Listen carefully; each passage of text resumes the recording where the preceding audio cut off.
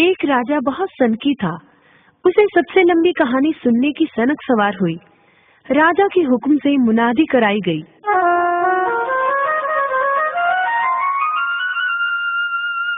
सुनो सुनो सुनो, सुनो सुनो सुनो, महाराज धीराज का हुक्म है कि जो उसे सबसे लंबी कहानी सुनाएगा उसे रामगढ़ की जागीर तथा एक मुंह मांगा इनाम दिया जाएगा, मगर जिसकी कहानी लंबी ना हुई उसे कारावास में भी डाल दिया जाएगा। सुनो सुनो सुनो, सुनो सुनो सुनो। यह सुनकर दूर दूर से कहानीकार आए, परंतु राजा को संतुष्ट न कर पाए। कहानियां तो लंबी थीं, परंतु राजा सोचता, कहानी तो सुन ली है, अब व्यर्थ में जागीर क्यों दूं? धीरे धीरे बहुत से कहानीकार कारावास में बंद कर दिए गए।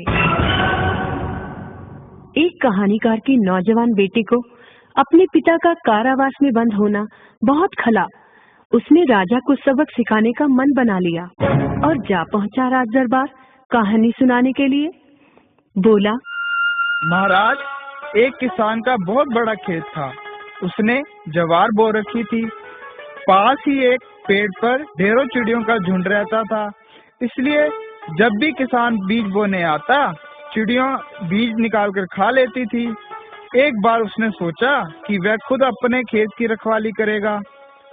चिड़िया भी कौन सी हार मानने वाली थी। उन्होंने भी योजना बनाई, बस काम आसान हो गया। एक चिड़िया आई, खेत में से बीज का दाना चुगा और हो गई फुर। फिर एक चिड़िया आई और दाना चुगा और हो गई फुर। और फिर एक और चिड़िया आई, दाना चुगा और हो गई फुर। फिर एक और दाना चुगा और हो गई फुर। राजा बोला, फिर क्या हुआ? होना क्या था जी? फिर एक चिड़िया आई, दाना चुगा और फुर।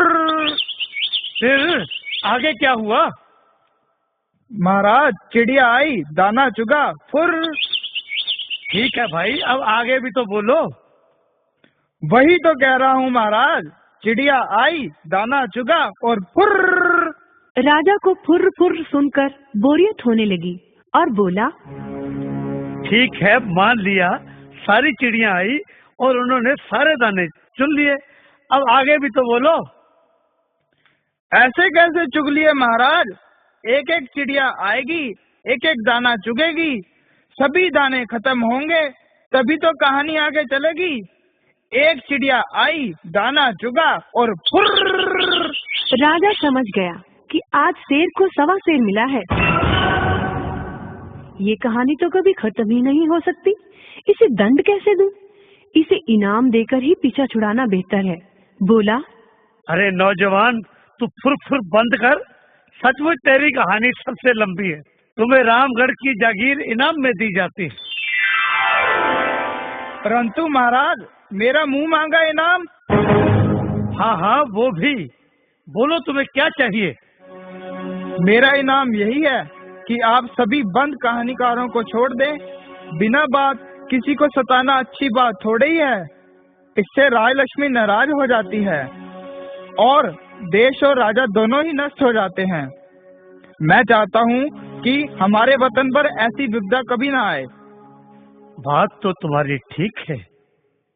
हम हुक्म सुनाते हैं, सभी कहानीकारों को बादब छोड़ दिया जाए। ये युवक बहुत समझदार है।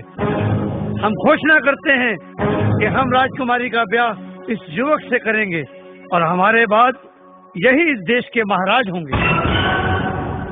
इस प्रकार युवक ने अपने पिता को ही नहीं छुड़ाया, बल्कि सूझबूझ से राजा को सही रास्ते पर भी ले आया।